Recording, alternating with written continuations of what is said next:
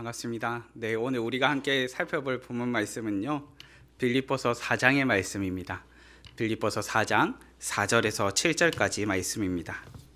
빌립보서 4장 4절에서 7절까지 말씀. 제가 가진 성경으로 신약성경 322페이지에 있습니다. 우리 말씀 한 절씩 교독하시겠습니다. 주 안에서 항상 기뻐하라. 내가 다시 말하노니 기뻐하라.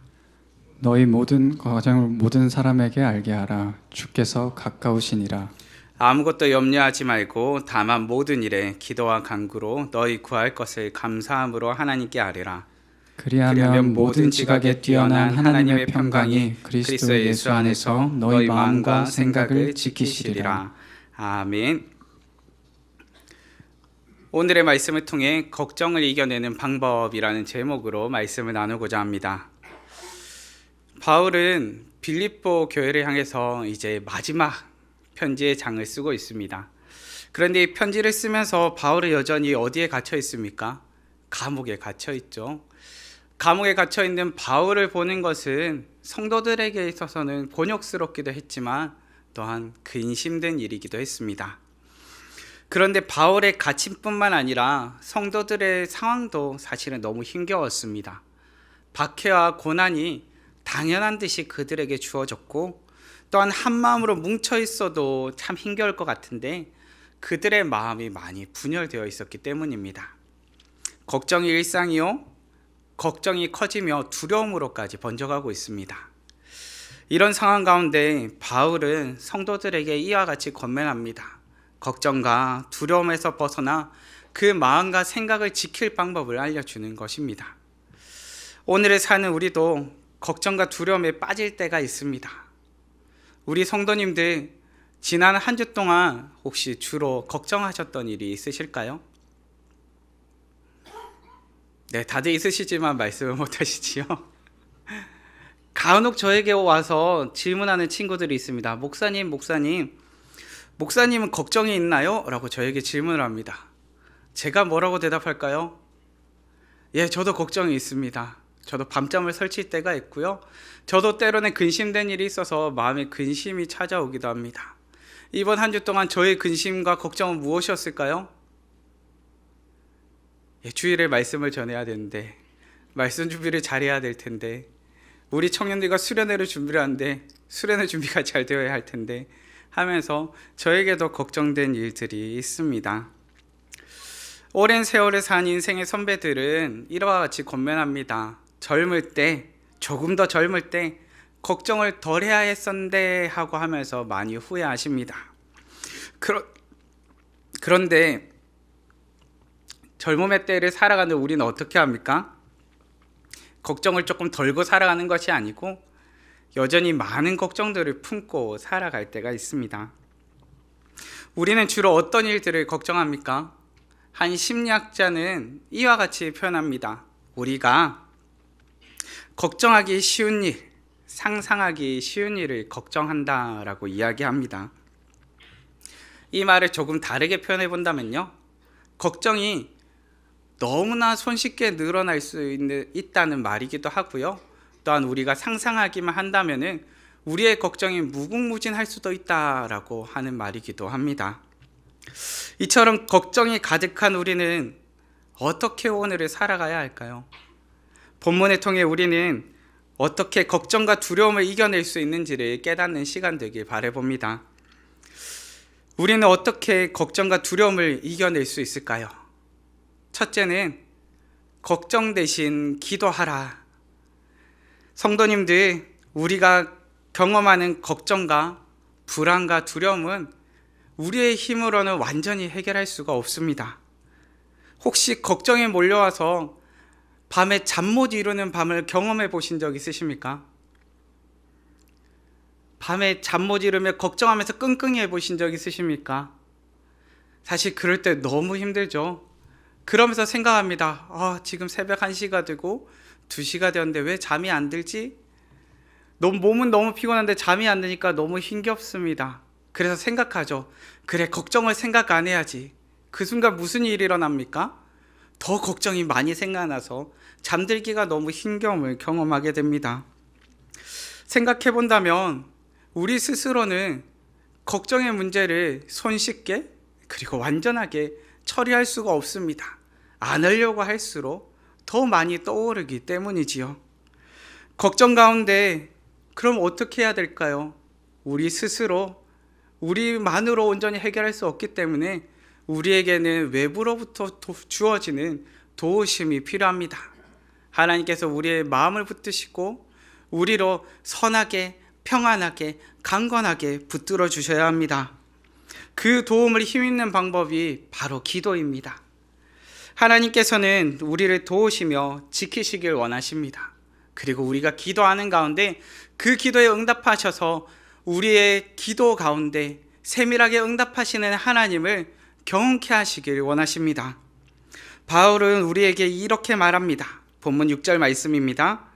아무것도 염려하지 말고 다만 모든 일에 기도와 간구로 너희 구할 것을 감사함으로 하나님께 아뢰라. 아멘.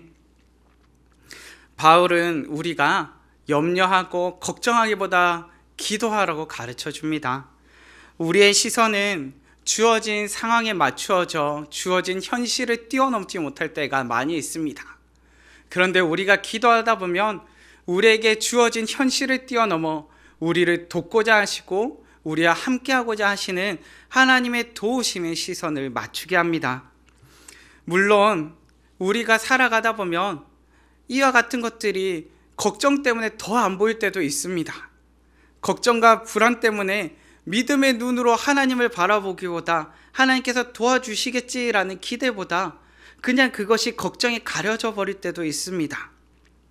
점차 기도는 멀어져만 가고 기도에도 상황이 달라지지 않는 것 같고 응답은 더디 오는 것 같으니까 마음은 조급해지고 더 많은 걱정이 쏟아지기도 합니다. 그렇게 살다 보니까 때로는 기도하지 못하는 황폐함, 우리의 마음에 그저 메마름을 경험할 때도 있습니다.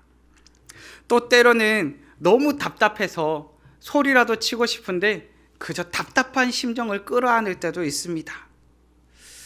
걱정 대신 기도로 채워가 나갔으면 좋겠는데 정작 기도하지 못하는 황폐함과 답답함과 목마름을 경험할 때가 있더라는 것입니다. 이러한 상태에 있을 때 어떻게 해야 할까요? 기도해야 함을 알지만 기도하지 못하고 있다면 어떻게 해야 할까요? 여기에 대해서 초대 교부였던 어거스틴은 편지를 쓰면서 이와 같이 고면합니다. 자신이 그리스도와 동떨어져 황폐해진 상태임을 받아들여야 기도할 수 있다고 가르쳐 줍니다. 아픈 사람은 자신이 아프다는 것을 인정해야 치료가 시작될 수 있다는 말입니다.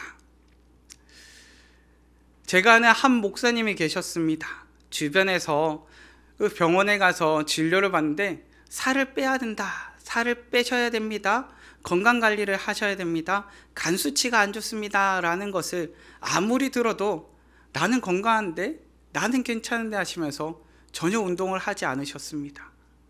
그런데 갑자기 한날 일상의 생활을 하고 있는데 갑자기 머리가 핑글 돌며 잠시 의식을 잃으셨던 때가 있습니다. 그 순간 무엇을 알게 되었을까요? 아, 내가 아프구나. 아, 지금 내 몸이 정상이 아니구나. 그분이 무엇 하셨을까요? 나는 괜찮아 라고 고집부리면서 그대로 있으셨을까요? 아니요. 갑자기 운동을 열심히 하시더니요, 갑자기 젊어지시기 시작했습니다. 얼마나 열심히 운동을 하셨는지 몸을 만들어 가더라는 것입니다. 우리에게 하나님이 도우심이 필요할 때가 있습니다. 그런데 우린 스스로 생각하기에 나는 괜찮아, 나는 아니야, 그 정도는 아니야 라고 생각하실 때가 있습니다. 그런데 성도님들, 우리가 하나님이 도우심이 필요한 황폐한 상태임을 인정하고 직면해야지 우리의 삶 가운데 변화와 회복이 일어날 수 있습니다. 다시금 변화와 회복에 도전할 수 있다는 말입니다. 변화의 시작은 내가 어떤 상태에 있는지를 인정하고 받아들임에서부터 시작됩니다. 내가 주님과 얼마나 동떨어져 있는지를 확인하시기 바랍니다. 그리고 나에게 주님이 얼마나 필요한지를 깨달으시기 바랍니다. 그리고 나에게 주님이 얼마나 필요한지 깨달으셨을 때 그 목마름과 황폐함의 자리에서 기도하기를 시작하시기 바랍니다. 기도의 시작이 회복의 시작이 되어줄 것입니다. 제2차 세계대전 당시 유대인들의 탈출을 도와서 강제 수용소에 갇히셨던 분이 있습니다. 코리텐 붐이라는 분인데요. 이분은 걱정에 대해서 말하며 이렇게 말합니다. 걱정은 내일의 근심을 없애주지 못한다. 오직 오늘의 능력을 앗아갈 뿐이다. 걱정은 내일의 근심을 없애주지 못합니다. 걱정은 우리 인생의 그 어떤 문제의 완전한 해결책도 되지 못합니다.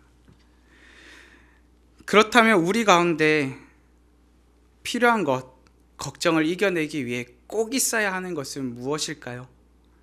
바로 기도입니다. 성도님들, 걱정 대신 기도하시기 바랍니다. 우리가 기도할 때 걱정을 밀어내고 오늘을 살아갈 힘을 얻을 수 있습니다. 우리는 하늘로부터 부어지는 놀라운 도우심이 필요합니다. 우리의 인생 가운데는 나의 힘으로 다 잘 살고 나의 힘으로 다 할 수 있는 것이 아니고 꼭 하나님으로부터 주어져야 하는 힘과 도우심이 있습니다. 기도를 통해 하나님의 도우심을 경험하시고 걱정하는 시간보다 점차 기도하는 시간이 더 많아지는 우리가 되기를 바라봅니다. 우리는 본문을 통해 걱정을 이겨내는 방법을 살펴보고 있습니다. 첫째로 걱정 대신 기도할 것을 살펴보았습니다. 그러면 이제 살펴보게 되는 둘째는 신뢰하며 기도하라. 기도는 하나님을 신뢰하며 간구하는 것입니다. 우리는 신뢰할 수 없는 사람에게 우리의 마음의 원함을 말하지 않습니다. 우리는 신뢰할 수 없는 사람에게 우리의 고민도 털어놓지 않습니다. 어떤 사람에게 이야기하나요? 신뢰할 수 있는 사람에게 우리의 고민을 털어놓고 신뢰할 수 있는 사람에게 도움을 구합니다. 하물며 우리가 하나님께 기도하는데 우리가 하나님께 진실된 원함과 간구를 올려드리고 있을까요? 우리의 기도를 한번 살펴보셔야 됩니다. 우리가 기도하는 이유는 무엇입니까? 하나님께서 우리의 기도에 선하게 응답하실 것임을 믿기 때문입니다. 선하신 하나님을 신뢰하며 기도하는 것입니다. 우리는 기도할 때 무엇에 집중하며 기도합니까? 사실 걱정을 가지고 나오면요, 기도하다 보면 하나님께 집중하고 있습니까? 아니면 걱정에 집중하고 있습니까? 사실 우리의 기도가요, 걱정에 초점이 맞추어진 채 걱정으로 가득 차 있을 때도 있습니다. 그저 문제만 생각하고 있는 우리를 발견할 때도 있습니다. 어떻게든 정신 차리고 기도해야지 하지만 정말 그 기도 가운데 우리에게 꼭 있어야 하는 기도, 우리의 문제 가운데 꼭 필요한 기도는 놓쳐버릴 때도 있습니다. 하나님의 뜻은 무엇인지 알지 못한 채 그저 걱정을 붙들고 답답한 심정만 토해낼 때도 있더라는 것입니다. 그렇다면 성도님들, 우리는 무엇에 집중하며 기도해야 할까요? 오늘의 본문 말씀 가운데 바울은 이와 같이 이야기합니다. 본문 6절과 7절 말씀입니다. 아무것도 염려하지 말고 다만 모든 일에 기도와 간구로 너희 구할 것을 감사함으로 하나님께 아뢰라. 그리하면 모든 지각에 뛰어난 하나님의 평강이 그리스도 예수 안에서 너희 마음과 생각을 지키시리라. 아멘. 바울은 아무것도 염려하지 말고 기도하라고 말합니다. 그런데 이것만 해도 사실 놀라운 일인데 바울은 여기서 한 걸음 더 나아갑니다. 뭐라고 이야기합니까? 감사함으로 하나님께 아뢰라고 말합니다. 우리가 어떻게 염려하지 않고 감사로 하나님께 아뢰일 수 있을까요? 우리가 어떻게 걱정에 집중하지 않고 감사에 집중할 수 있을까요? 사실 여기에는요, 기도 응답의 경험이 필요합니다. 보통 기도하는 분들이 계속 기도하고 기도 응답을 경험한 분들이 계속 기도의 자리로 나옵니다. 이유는 기도의 맛을 알고 보니까 기도의 자리에 계속 나오게 되고 기도의 자리를 사모하게 되었기 때문입니다. 그렇게 우리가 집중하면서 감사하며 기도할 수 있는 것은 기도 응답의 맛을 보셔야 됩니다. 어렸을 적 어머니를 따라 교회 기도회를 다녔던 적이 있습니다. 근데 기도회를 가다 보면요, 좀 신기한 분들을 만납니다. 어떤 분들을 만나냐면요, 사실 울 것 같은 표정으로 나오시고 얼굴에 근심된 표정으로 나오셨던 분이 기도회가 다 마치고 나면 표정이 환해서 웃으면서 나가시는 모습을 종종 뵐 때가 있었습니다. 울 것 같은 표정으로 오셨다가 웃으면서 찬양하면서 나가시는 모습을 보면서 어린 마음이 좀 이상했습니다. 그래서 저는 어린 마음에 생각했습니다. 왜 울면서 왔다가 웃으면서 나가지? 그래서 어린 마음에 제가 내렸던 결론은 이랬습니다. 그래, 시원하게 울어서 마음이 풀렸나 보다 라고 사실 어린 마음에 생각했었습니다. 그런데 시간이 지나면 깨닫게 됩니다. 단순히 시원하게 울었기 때문에 속 시원한 표정으로 나간 것이 아닙니다. 하나님을 신뢰하기에 기도 가운데 주어지는 하나님의 은혜와 하나님의 평강을 맛보았기에 그 자리 가운데서 돌아갈 수 있었던 것입니다. 기도의 맛을 보았기에 기도의 자리로 나오고 기도의 자리에 나와서 다시는 기도의 맛을 보고 나니까 평안하게 돌아갈 수 있었던 것입니다. 믿음의 성도님들, 기도한다고 해서 즉각적인 현실의 변화를 즉각적으로 경험할 수 없을 수도 있습니다. 그런데 성도님들, 하나님께서 기도하는 그 자리 가운데서 즉각적으로 맛보게 하시는 것들도 있습니다. 무엇입니까? 내가 너와 함께하며 내가 너를 도울 것이며 내가 너의 마음 가운데 너의 상황을 아노라 라고 말씀하시는 그 다독여짐이 기도의 자리 가운데서 경험되는 것입니다. 그렇게 성도님들, 그 다독여짐이, 그 따스한 만지심이 우리로 하나님을 신뢰하며 기도하게 하는 것입니다. 다시 한번 본문 7절의 말씀을 읽으실 텐데요, 우리 7절의 말씀을 한 목소리로 함께 읽으셨으면 합니다. 그리하면 모든 지각에 뛰어난 하나님의 평강이 그리스도 예수 안에서 너희 마음과 생각을 지키시리라. 아멘. 성도님들, 우리가 기도할 때 우리의 생각과 우리의 상상과 우리의 어떠한 판단을 뛰어넘는 하나님의 평강이 그리스도 예수 안에서 주어집니다. 그리고 그것이 우리의 마음과 생각을 지켜줍니다. 우리의 걱정이 파고 들어오는 마음, 우리의 걱정이 파고 들어오는 생각을 지켜주신다는 것입니다. 새한글 성경에서는 이렇게 표현합니다. 모든 이해력을 뛰어넘는 하나님의 평화라고 기록합니다. 우리가 기도할 때 우리의 모든 이해력을 뛰어넘는, 우리가 헤아릴 수도 없고 상상할 수도 없는 하나님의 평화가 주어진다는 것입니다. 이 평화가 하나님의 신뢰하며 살아가도록 오늘의 우리를 붙들어 줍니다. 세월이 지나 어느샌가 저도 울면서 기도하러 들어갔다가 웃으면서 기도하며 나올 때가 있습니다. 사실 주변에 CCTV가 없는 것이 얼마나 감사하고 주변에 지켜보시는 분이 없는 게 얼마나 감사한지, 저도 울면서 들어갔다가 웃으면서 나오면 옆에 보는 분들이 조금 이상하게 생각할 것도 같습니다.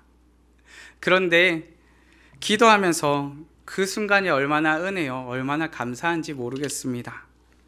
이제는 울면서 왔다가 웃으면서 돌아갔던 분들의 표정이 이해되기 시작합니다.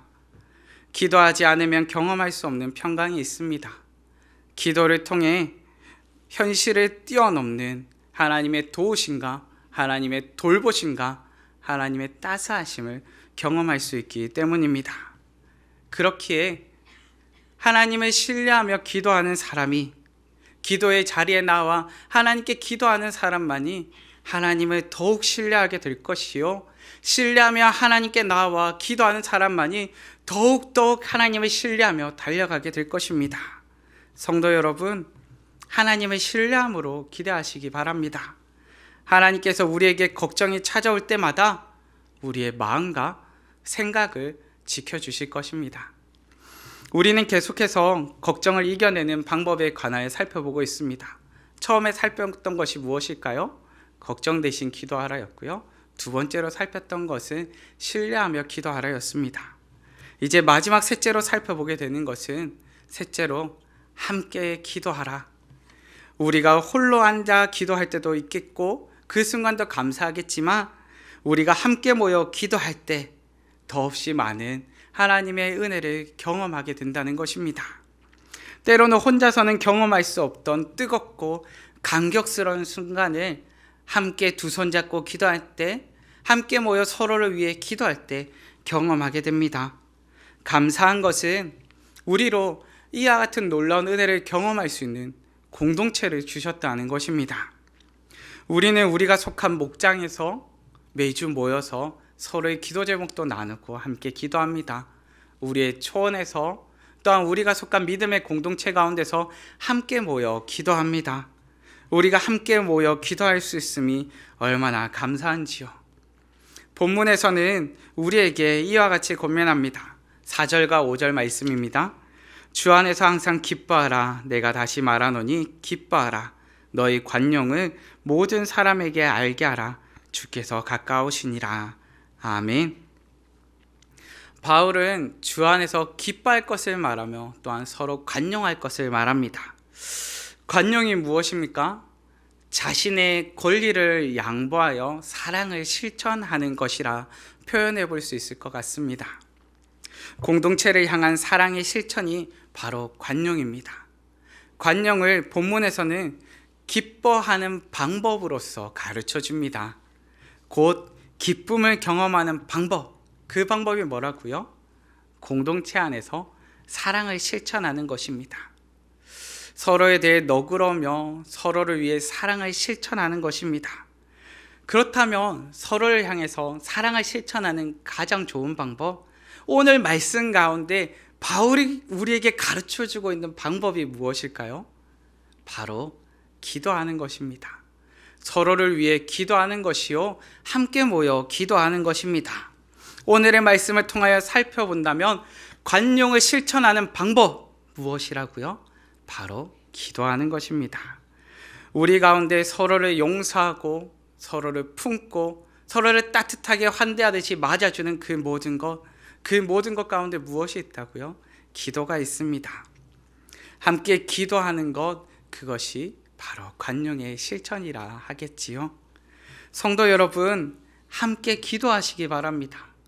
함께 기도하시면서 함께 기도함의 맛을 보셨으면 좋겠습니다. 서로를 향해 중보하며 기도하시면서 중보 기도의 맛도 보셨으면 좋겠습니다. 나 아닌 남을 위해서 기도하면서 나 아닌 남이, 나 아닌 다른 사람이 하나님 앞에 세워져 가며 응답받는 놀라운 경험도 해보셨으면 좋겠습니다. 그 안에서 그 기도의 응답으로 말미암아 함께 기뻐하시며 즐거워하셨으면 좋겠습니다. 함께 기도할 때 우리로 걱정을 이겨내는 놀라운 능력을 경험케 하실 것입니다. 한 신학자는 우리가 함께 기도해야 할 이유에 대해서 이와 같이 말합니다. 우리가 중보 기도를 할 때 우리는 하나님의 성품을 닮아 사랑의 열매를 맺는 것이며 성경이 의도한 믿음의 공동체를 이루는 일에 동참하는 것이다. 우리는 서로를 위해 기도하는 것을 중보기도라고 표현하지요. 중보기도는 자신을 위해 기도하는 것이 아닌 다른 사람을 위해 기도하는 것이요, 다른 사람을 향한 사랑의 실천입니다. 우리가 함께 사랑으로 기도할 때 우리는 하나님께서 기뻐하시는 믿음의 공동체를 바로 세워가고 이루어가는 일에 동참하는 것입니다. 하나님의 성품을 닮아 서로를 위해 기도하고 함께 기도하는 우리가 되기를 바랍니다. 성도 여러분, 오늘 목장으로 모이실 때, 이번 한 주 목장으로 모이실 때 함께 모이셔서 기도하셨으면 좋겠습니다. 서로를 향해 사랑으로 기도하고 서로의 걱정을 붙들고 기도해 주셨으면 좋겠습니다. 함께 모여 기도할 때 우리는 걱정을 밀어내고 승리하는 값진 경험을 하게 될 것이기 때문입니다. 함께 기도함으로 걱정을 이겨내는 믿음의 공동체, 걱정을 이겨내는 우리 되기를 바랍니다. 말씀을 정리하겠습니다. 오늘의 사는 우리는 누구나 걱정을 갖고 살고 있습니다. 우리의 일상은 어쩌면 걱정이 없으면 설명이 불가능할 정도로 어렵기도 합니다. 이런 우리에게 본문은 걱정을 이겨내는 방법을 가르쳐 줍니다. 걱정 대신 기도하라고 가르쳐 주고, 신뢰하며 기도하라 가르쳐 주고, 나만을 위함이 아닌 서로를 위해 함께 기도하라고 가르쳐 줍니다. 걱정을 이겨내는 방법으로서 기도를 가르쳐 주는 것입니다. 성도 여러분, 오늘을 보내시며 이번 한 주를 보내시며 함께 모이실 때마다 함께 기도해 보는 우리 성도님들, 이번 한 주를 보내시며 기도를 통해 걱정으로부터 승리하시는 우리 성도님들 되시기를 간절히 바랍니다. 우리 함께 찬양하셨으면 좋겠습니다. 오늘 찬양을 준비하면서 기쁨의 날 주시네라는 찬양을 준비했는데요. 함께 고백하시면서 우리 감사하는 시간 되었으면 좋겠습니다.